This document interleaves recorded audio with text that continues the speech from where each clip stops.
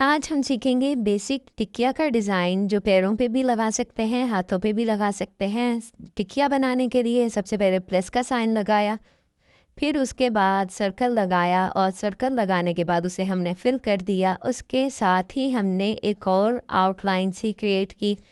अब इस आउटलाइन पे हम छोटे-छोटे से बराबर से हम्स बनाएंगे और हम्स कभी भी एक ही साइड पे, एक ही रुख पे हाथ रखते हुए नहीं बनाना। आधे हम्स आपने पहले एक साइड पे बनाने हैं, आधे फिर दूसरी साइड पे। अगर आपका हाथ नहीं सेट हो तो आप इसके 4 हिस्से करके भी कर सकते हैं। ये चीज़ मैंने आपको पिछली वीडियोस वगैरह में भी सिखाई है। अब हम डॉट्स लगाएंगे। पहले तो हम प्लस के साइन की तरह चारों तरफ डॉट लगाएंगे, फिर उनके बीच में जो गैप है उसमें एक बार और डॉट, और उसके बाद जो दोबारा गैप बचेगा उसमें फिर से डॉट्स लगाते जाएंगे। ये डॉट्स लगाने के बाद इसके इर्द गिर्द मैं छोटे छोटे से डॉट्स लगा के एक गाइडलाइन सी रेडी कर रही हूँ सर्कल के लिए। अब जो गाइडलाइन मैंने लगाई थी उसके ऊपर बराबर से साथ साथ मिला के मैं दोबारा से डॉट्स लगा रही हूँ। इन डॉट्स को हम मिला के लगाएंगे, और डॉट्स किस तरह लगाने हैं ये भी हमने कोर्स के स्टार्ट में सीख लिया था। इसलिए मैं यहाँ पे मज़ीद इसकी तफसीर बताए बगैर डायरेक्टली डॉट्स लगा रही हूँ, ताकि सिर्फ आप डिज़ाइन को सीख सकें, डिज़ाइन को बनाने की टेक्निक सीख सकें कि किस तरह से स्टेप बाय स्टेप डिज़ाइन हमने बनाने हैं। अब हम थोड़ा बड़ा सा सर्कल लगाएंगे या बड़ा सा डॉट लगाएंगे यहाँ पे। तो प्लस के साइन की तरह ऊपर नीचे दाएं बाएं हमने डॉट लगा दिए हैं। इसके बाहर फिर हम एक और आउटलाइन रेडी करेंगे। इस आउटलाइन पे फिर से हम हम्स बनाएंगे, जैसे आपका हाथ सेट हो। अगर एक ही दफ़ा में हम्स बना सकते हैं, एक ही रुख पे हाथ को सेट करते हुए तो बना लें। अगर नहीं हाथ सेट तो फिर आधे हम्स एक साइड से बनाएं, आधे हम्स दूसरी साइड से बनाएं। इस तरह से स्टेप बाय स्टेप आपने ये हाफ सर्कल या हम्स बना लेने हैं। तो जो चारों डॉट्स हमने लगाए थे थोड़े से बड़े साइज़ के, उसके ऊपर हमने इस तरह से हम्स क्रिएट कर लिए हैं। अगर आप भी इसी तरह स्टेप बाय स्टेप डिज़ाइन को क्रिएट करेंगे तो आपका डिज़ाइन जो है वो इक्वल बनेगा। उसमें कभी भी कोई गड़बड़ नहीं होगी कि वो आगे की तरफ हो गया, थोड़ा दाएं बाएं हो गया, या छोटे बड़े हो गए डिज़ाइन जो अक्सर हो जाते हैं। बिगनर ये गलती कर जाते हैं।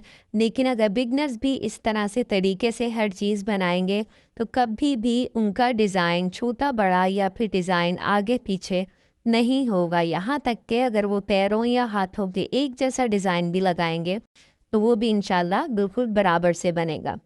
अब जो इसके बीच में गैप बचा था उसके अंदर भी मैंने थोड़े से बड़े साइज़ के डॉट लगा दिए हैं।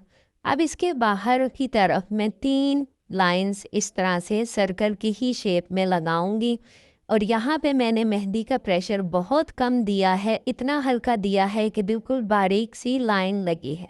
जब हम प्रेशर हल्का देते हैं मेहंदी पे तो लाइन हमारी बिल्कुल बारीक लगती है और थोड़ी सी हल्की लगती है। यहाँ तक कि ये बारीक सी लाइन का जो फ़र्क है ये डिज़ाइन में भी हमें बहुत अच्छे से वाज़े नज़र आता है, और अगर मेहंदी धुल भी जाती है तो भी ये फ़र्क हमें बहुत अच्छे से पता चलता है।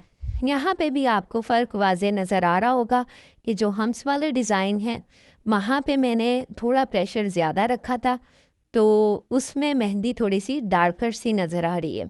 लेकिन जो ये बारीक सी लाइंस मैंने लगाई हैं इसमें मैंने प्रेशर बिल्कुल हल्का रखा है, मेहंदी का बिल्कुल बारीक लाइंस लगाई हैं।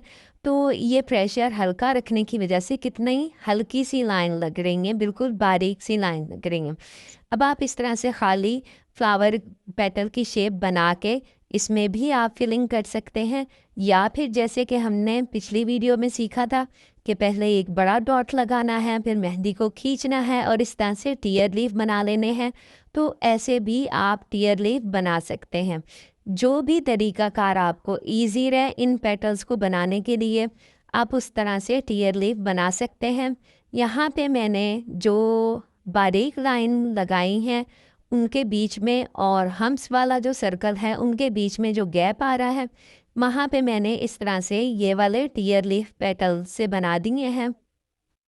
तो ये भी हमने गैप में बराबर बराबर से बनाने हैं। कोई इसमें ऐसा नहीं करना कि आगे पीछे हो जाए डिज़ाइन आपका।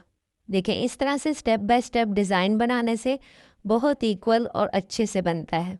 और ये प्रैक्टिस बुक है, इस पे अगर डिज़ाइन आपका हल्का फुल्का ख़राब हो भी जाए तो भी कोई मसला नहीं है, क्योंकि हम इसमें जो है मिटा सकते हैं, साफ़ कर सकते हैं टिश्यू से। और बिगनर्स के लिए ये बुक बहुत ज़्यादा अच्छी है, क्योंकि उनको जो है बाज़ दफ़ा ऐसा होता है कि लोग लगवाते नहीं हैं मेहंदी उनसे, तो इस तरह से वो बुक से अपनी प्रैक्टिस बहुत अच्छे से कर सकते हैं। यहाँ पे बुक में आपको साफ़ करके भी दिखा रही हूँ कि कितने अच्छे से, बहुत आसानी से ये टिश्यू से साफ़ भी हो जाती है। अगर आप ये बुक ख़रीदना चाहते हैं तो स्क्रीन पे दिए गए नंबर पर रब्ता करके ख़रीद सकते हैं।